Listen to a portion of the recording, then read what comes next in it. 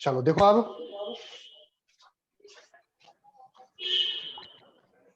कल हमने RC circuit पढ़ा था और उसमें देखा था कि किसी भी टी इंस्टेंट पर कैपेसिटर पे जो चार्ज होगा वो कितना होता है, Q equal to C V 1 minus E to the power t by tau.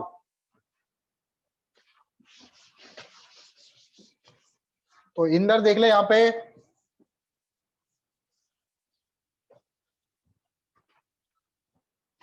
कल वाला तो एक बार फॉर्मूला बता देता हूं।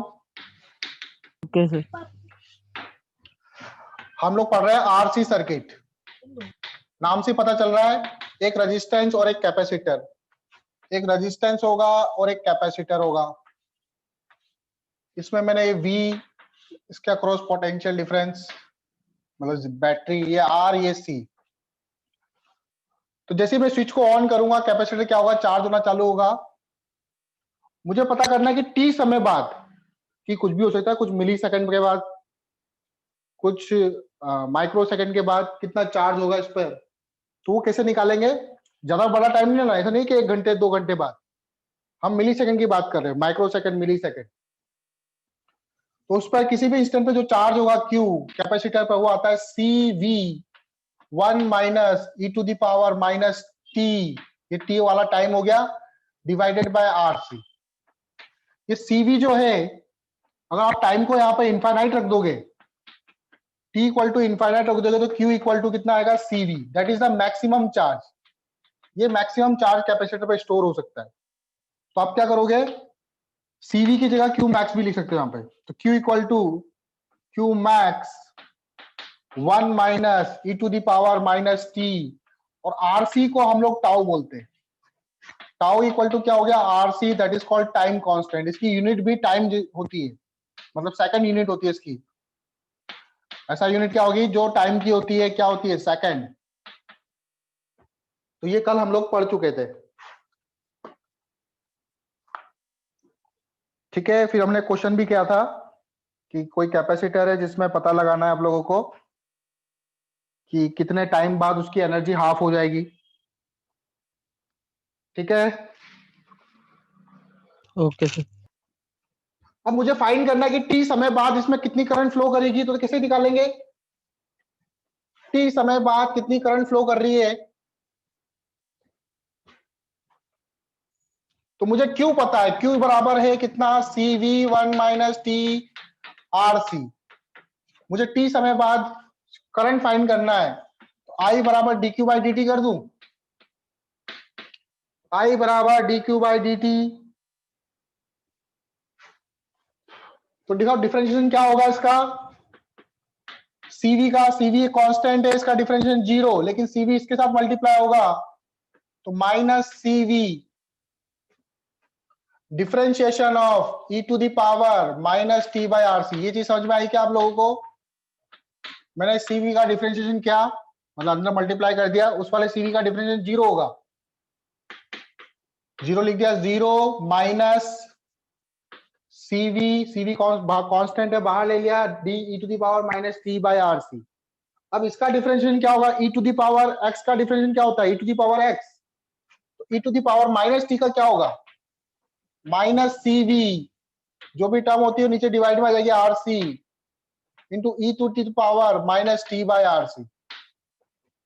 यहां से C से C कैंसिल, सॉरी माइनस भी आएगा, माइनस भी कैंसिल, तो V by R equal to e to the power minus T by RC। V by R आपका क्या है, ये T अगर आप इसमें इनफाइनाइट ले लोगे, सॉरी 0 ले लोगे,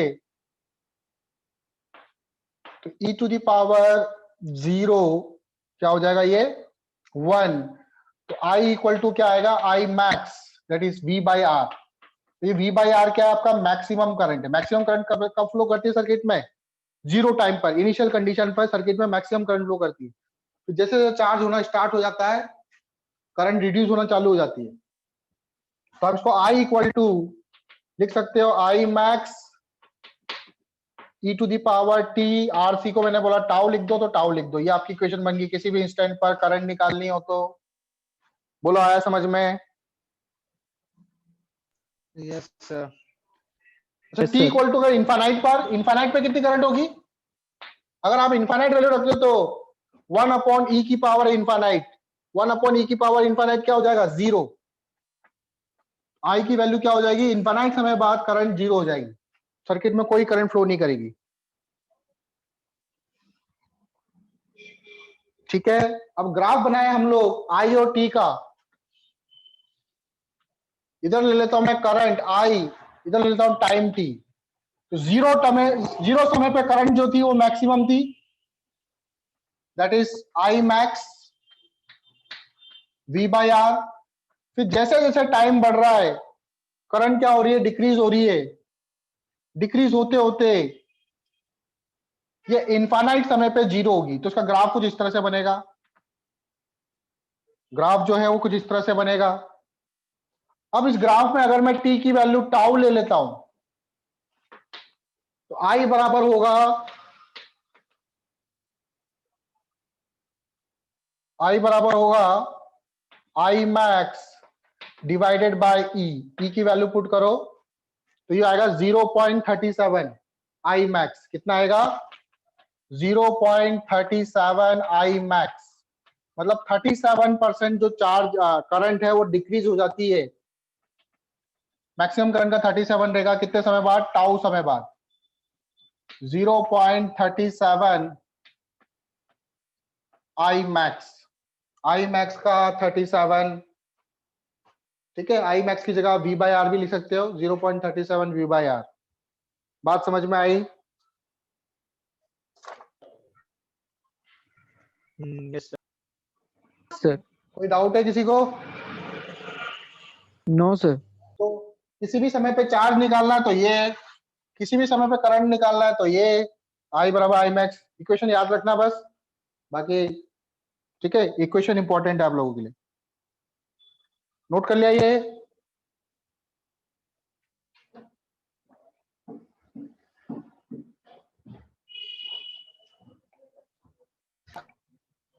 लिख लिया सर। चलो आगे देखो अब।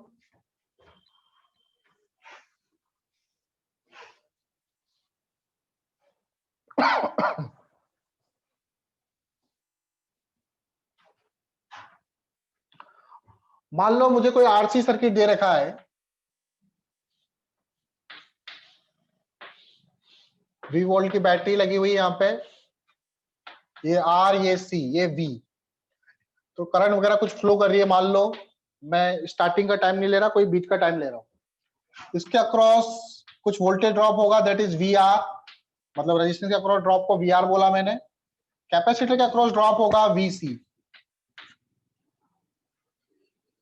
तो हम लोग क्या क्या चीजें फाइंड कर सकते हैं? वी कैन फाइंड, हम लोग क्या क्या फाइंड कर सकते हैं आरसी सर्किट में किसी भी इंस्टेंट पर, at any instant T, at any instant T, किसी भी टी इंस्टेंट पर हम लोग क्या क्या चीजें फाइंड कर सकते हैं उसको देखते हैं। तो हम लोग पहली चीज तो चार्ज फाइंड कर सकते हैं। आई बराबर CV1 minus E to the power minus t by R C करके हम लोग क्यू फाइंड कर सकते हैं। दूसरी चीज, सर्किट में कितनी करंट फ्लो हो रही है आई, वो फाइंड कर सकते हैं। V by R E to the power minus T by R C. I पता चल गया मुझे, मुझे रेजिस्टेंस का करो VR भी फाइंड हो जाएगा। आई इंटू आर कर दूंगा, VR मिल जाएगा मुझे। तो VR voltage drop across resistor equal to होगा आई इंटू आर। आई की वैल्यू पुट कर दो यहाँ पे, V by R E to the power minus T by R C into R. R से आर कैंसिल, तो VR आ जाएगा आपका V E to the power minus T by R C, voltage drop across resistance. अगली चीज हम लोग क्या फाइंड कर सकते हैं? क्या VC भी फाइंड कर सकते हैं? VC कैसे? VR प्लस VC ही तो V है। तो VC बराबर क्या होगा? V minus VR। तो V में से VR माइनस कर देंगे, VR की वैल्यू है V E to the power minus T by R C. V common आ गया, 1 minus E to the power minus T by R C. ये आपका VC हो जाएगा। अगली चीज और क्या फाइंड कर सकते हैं हम लोग? वी आर कर लिया, वी सी कर लिया। क्या एनर्जी फाइंड कर सकते हैं? हाँ भाई, एनर्जी भी फाइंड कर सकते हैं किसी भी इंस्टेंट पर। U बराबर Q square by 2C। Q की वैल्यू पता ही है मुझे, क्यू की वैल्यू पुट कर दो। क्या होगा? सी वी का square 1 minus E to the power minus T by R C का square divided by 2C।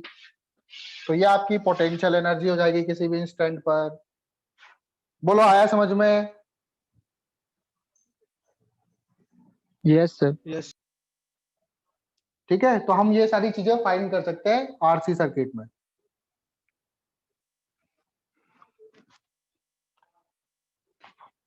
Note कर लो ये, आगे देखते हैं अब हम लोग।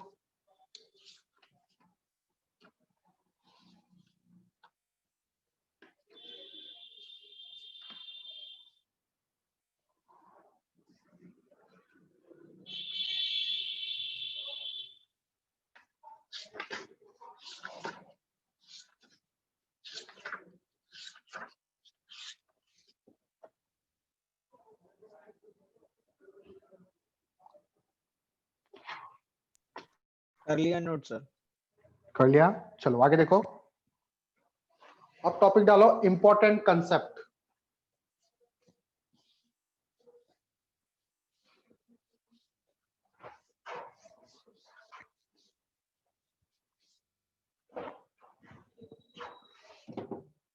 Important concept.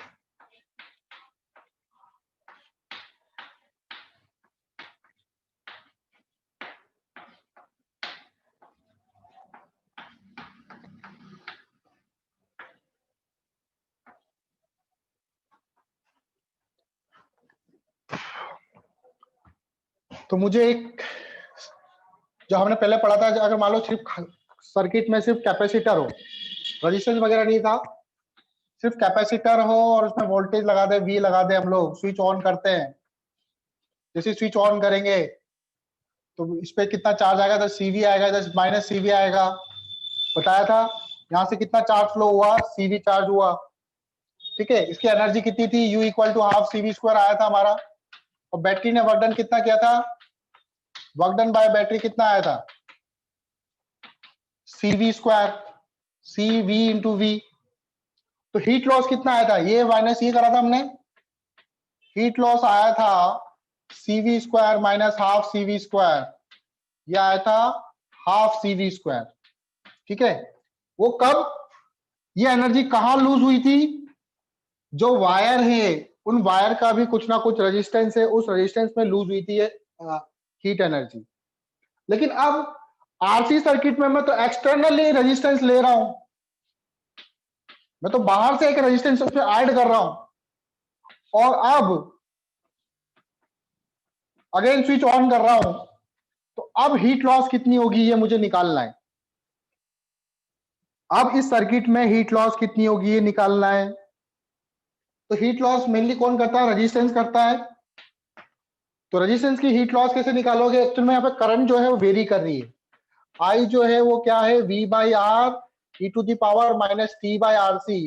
तो मैं direct I square R t वाला फॉर्मूला नहीं लगा सकता, ठीक है, हीट आई स्क्वायर आर वाला, या फिर वी आई वाला फॉर्मूला नहीं लगा सकते हम लोग। तो हमको क्या हीट निकालनी पड़ेगी? इसमें हीट निकालने के लिए आपको इंटीग्रेशन यूज करना पड़ेगा, I square R into D T. ठीक है, किसी भी टी इंस्टेंट पर I square R into D T. I की वैल्यू पुट कर दो, v का स्क्वायर आर का स्क्वायर e की power minus 2t by R C into R into D T. R से एक आर कैंसिल, जो जो कांस्टेंट है उसको बाहर ले लो, v स्क्वायर बाई आर, अंदर आएगा integration e to the power minus 2t by R C into D t. Integration आएगा e to the power minus 2t by R C. ठीक है, अब जो भी इंस्टेंट है आपको, मान लो मुझे जो हीट निकालनी है वो कहां से निकालनी है? पूरे पूरे समय के लिए, जीरो से लेके इनफाइनाइट तक। यहाँ पर भी जो हीट निकाले थे हम लोग, जीरो से लेके इनफाइनाइट समय तक के लिए हीट निकालते थे। तो जीरो से लेके इनफाइनाइट तक उसको इंटीग्रेट करेंगे हम लोग, ये सर्किट मिटा रहा हूं मैं, अब पुरानी वाली हीट को भी मिटा देते हैं। तो देखो अब हीट कितनी आएगी, वी स्क्वायर बाई आर बाहर आ गया, E to the power minus 2t by R C का integration E to the power minus 2t by R C, और नीचे डिवाइड में आएगा -2 बाय आर सी। लिमिट रख दो 0 से इनफाइनाइट तक, यही होगा ना।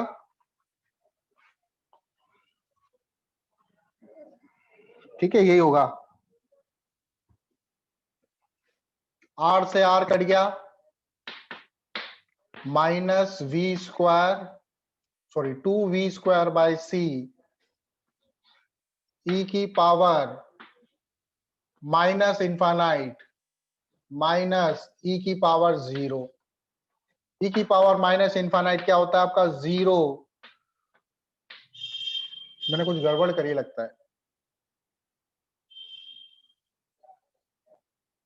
अच्छा, ये सी ऊपर जाएगा,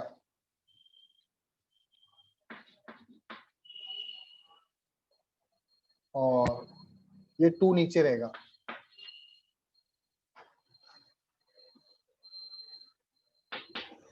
minus C V square 1 minus sorry 0 minus 1,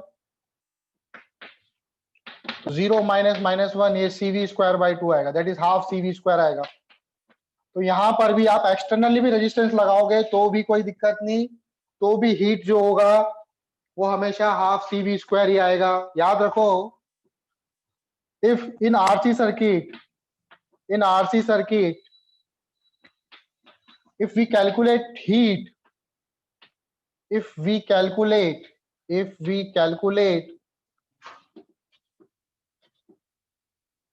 heat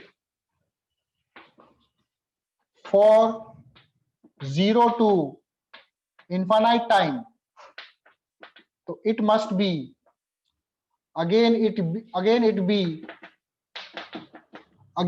ये तब भी कितनी आएगी, हाफ सी वी स्क्वायर ही आएगी। ऐसा नहीं कि रेजिस्टेंस लगा दिया है तो अब ज्यादा हीट लॉस होगा, अब भी हीट लॉस कितना ही होगा, हाफ सी वी स्क्वायर ही होगा। बोलो, ये बात समझ में आई आप लोगों के?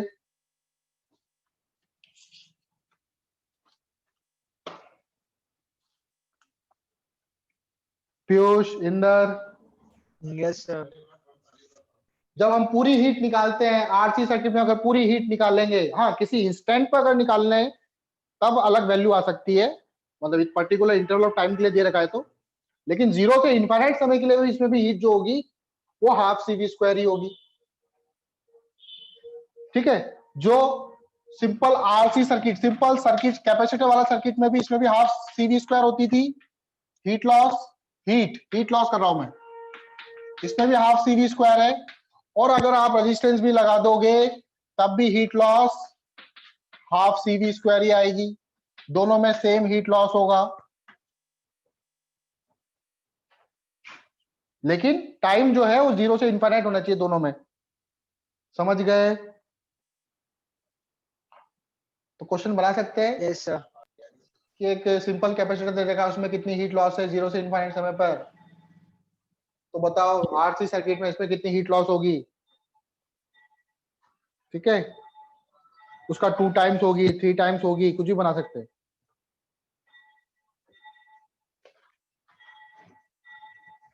चलो अब देखते हैं, क्वेश्चन देखते हैं हम लोग।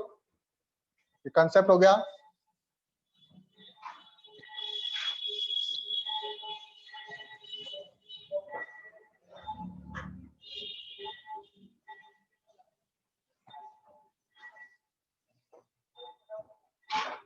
क्वेश्चन देखो, हमें 2 आरसी सर्किट दे रखे,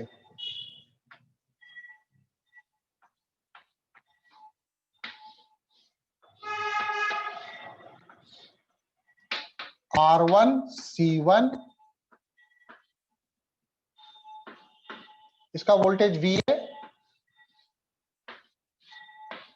इधर भी बैटरी सेम ही है V, इसका लेकिन रेजिस्टेंस R2 है, इसका रेजिस्टेंस C2 है। तो दोनों ग्राफ दे रखे हैं, इन दोनों का ग्राफ दे रखा है मुझे चार्ज वर्सेस टाइम। तो चार्ज वर्सेस टाइम शायद अंदर को नहीं पता होगा। कल हमने चार्ज और वर्सेस टाइम निकाला था, कैपेसिटर पे कितना चार्ज आएगा। तो ग्राफ कैसा आया था पीयूष? ऐसा आया था कुछ? Yes sir. तो ग्राफ इसमें भी दो ग्राफ आ रहे हैं, ऐसे आ रहा है, और दूसरे वाले का ग्राफ ऐसे आ रहा है।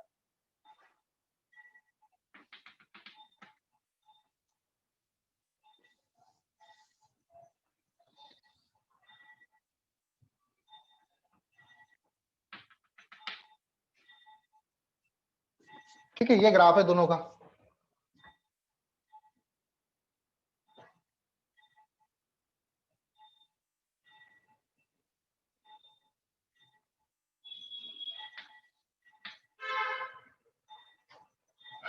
ये मान लेते हैं फर्स्ट वाले का ग्राफ है, ये सेकंड वाले का ग्राफ है। ऊपर वाला फर्स्ट वाले का, नीचे वाला सेकंड वाले का मान लेते हैं। क्वेश्चन है इसमें, पहला क्वेश्चन, कमेंट, चलो इधर से लिखता हूं,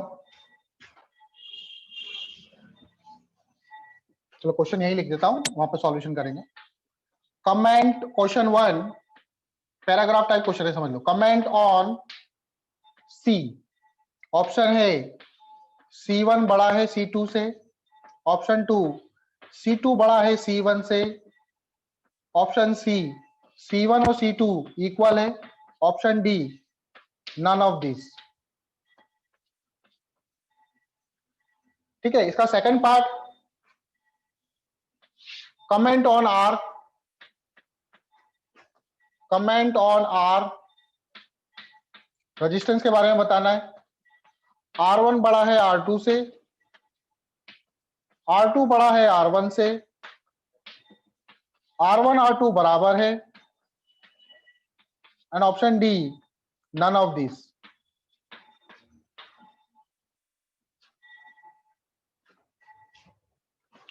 तो कैसे करेंगे देखो,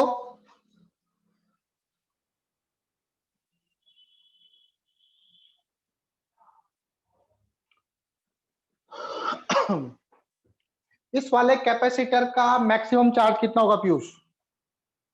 इस वाले कैपेसिटर में मैक्सिमम चार्ज कितना आ सकता है? C1 into we. इस वाले कैपेसिटर में कितना चार्ज आ सकता है? C2 into we. ग्राफ में देखो, ये जो लाइन होती है ये क्या क्यू मैक्स होती है? Yes sir. क्या दोनों का क्यू मैक्स सेम हो जाएगा? क्या दोनों का क्यू मैक्स सेम हो जाएगा? हाँ जी सर, हो तो जाना चाहिए। ठीक है, दोनों का क्यू मैक्स सेम हो जाएगा। तो पहले वाले का क्यू मैक्स पहले वाले का बराबर होगा क्यू मैक्स दूसरे वाले का। Q max 1 C1 into V, Q max C2 into V. इसका भी V है, इसका भी V है, V से V कट गया, C1 इक्वल टू C2 आएगा। पहले वाले का आंसर है C1 इक्वल टू C2 होगा। आया समझ में? Yes sir. अब 63% ऑफ क्यू मैक्स कहां पर होगा? यहां पे कहीं ये होगा 0.63 ऑफ क्यू मैक्स, ऐसे बताया था मैंने। इसको कितना टाइम लगेगा? टाउ 1। इसको टाइम कितना लगेगा? टाउ 2। तो टाउ 1 बड़ा है टाउ 2 बड़ा है?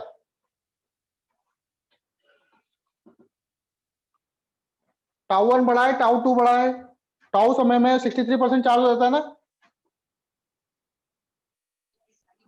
तो टाउ 1 टाउ 2 में कौन बड़ा है? Obviously tau 2 is greater than tau 1। Yes sir. Tau क्या है? टाइम। तो टाउ 2 ग्रेटर देन टाउ 1। अच्छा, टाउ 1 टाउ टाउ बराबर क्या होता है? RC।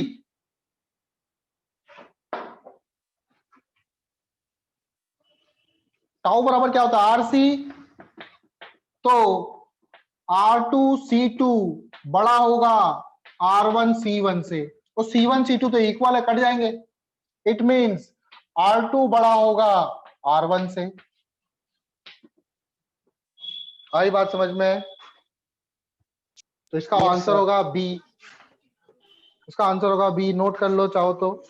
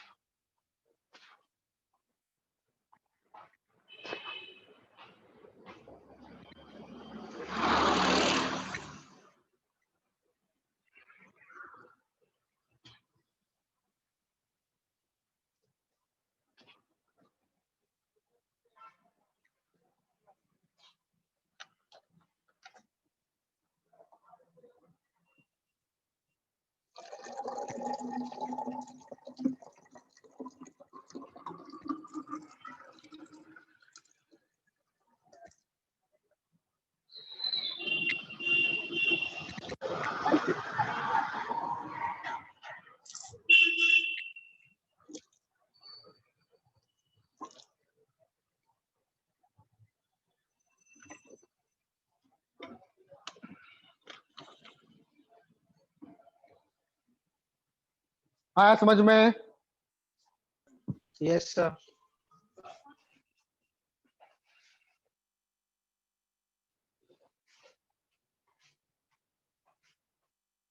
ठीक है, नोट कर लिया? Yes, sir. चलो,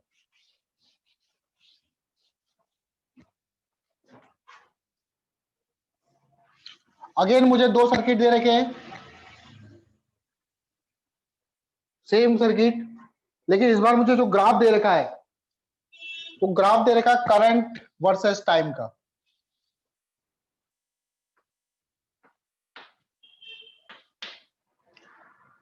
एक का ग्राफ है ऐसे, दूसरे का ग्राफ थोड़ा नीचे से जा रहा है। ये ऊपर वाला फर्स्ट, नीचे वाला सेकंड। ठीक है, अब बताओ, comment on C, comment on R, दोनों में क्या सेम है? यहां पर कौन सा पॉइंट होता था? क्वेश्चन सेम ही है।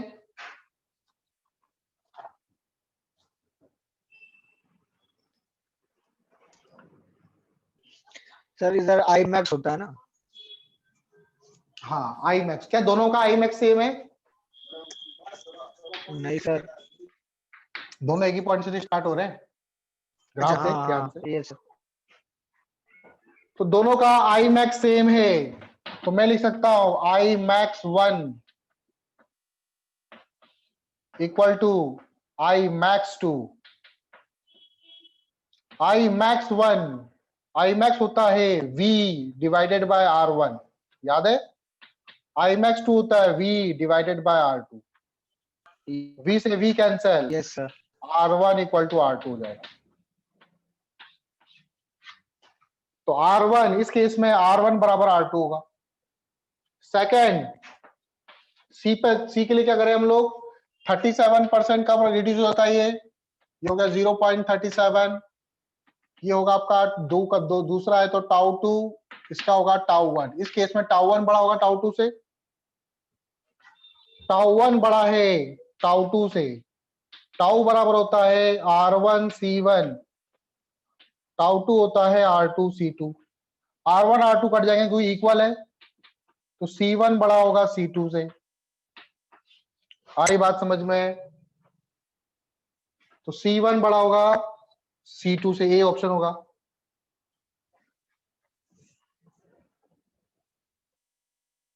समझ गए? Yes sir. नोट कर लिया? Yes sir.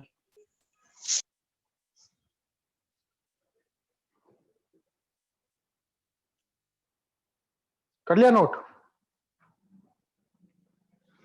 यस सर, कर लिया सर। हाँ सर, हो गया। ठीक है।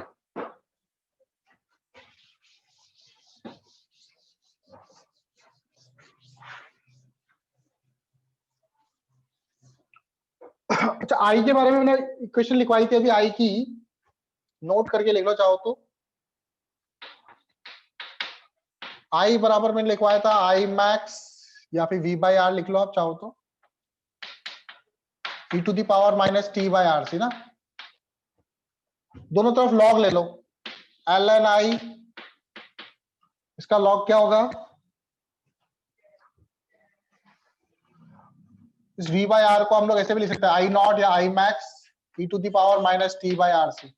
लॉग लेना था आप लोग को, दोनों मल्टीप्लाई में है तो इसका अलग से ले लो, plus ln e to the power minus T by R C. इसको सॉल्व करना आता है?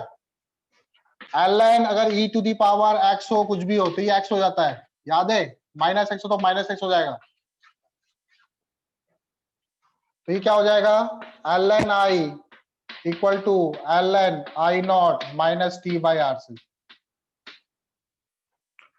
तो अगर मैं आई और टी के बीच में ग्राफ बनाऊं तो आई और टी के बीच में ग्राफ, ये देखो स्ट्रेट लाइन की इक्वेशन है, इसका स्लोप किसमें आ रहा है, नेगेटिव में आ रहा है, तो ये इस तरह से जाएगा। ये जो होगा t इक्वल टू 0 पर, ये होगा ln i नॉट, इधर ln i लिख लो, यहाँ पे आपका t 0 टाइम पे जो करंट होगी मैक्सिमम होगी, और कितने टाइम बाद ये 0 हो जाएगी,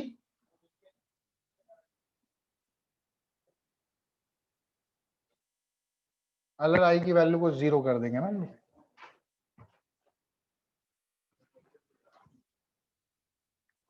आई बात समझ में, ग्राफ समझ में आया?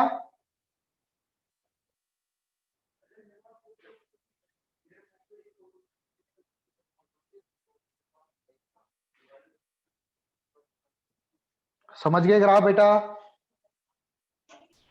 एक बार सर दोबारा बताना।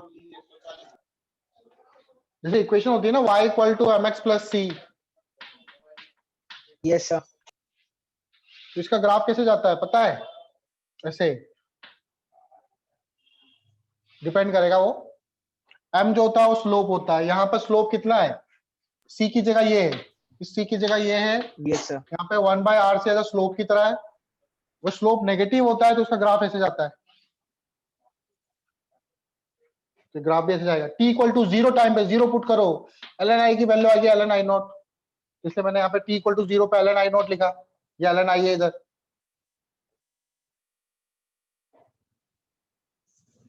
ठीक है। और कितने टाइम बाद ln i की वैल्यू 0, ln 0 होता है आपका, वैसे 0 तो पॉसिबल है ही नहीं, ln